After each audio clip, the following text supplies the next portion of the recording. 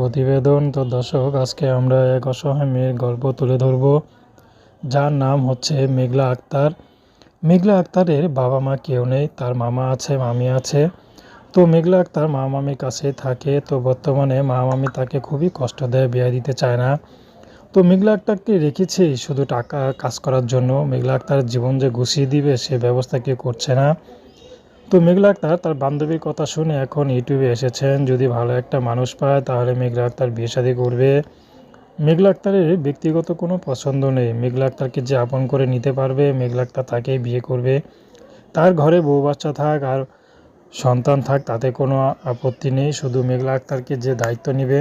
আর মেঘলা আক্তারের দেয়ালে পিঠ ঠেকে গেছে। ছোট থেকেই মেঘলা আক্তারকে তার মামি অনেক কষ্ট দিয়ে বড় করেছে।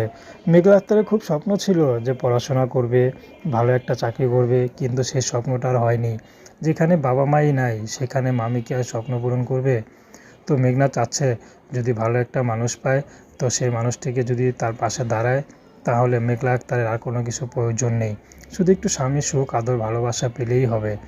তো দর্শক, এই ছিল মেঘলা আক্তারের জীবনের সংক্ষিপ্ত জীবন কাহিনী। প্রেম, ভালোবাসা, সাহায্য, সহযোগিতা, বিয়ে শাদী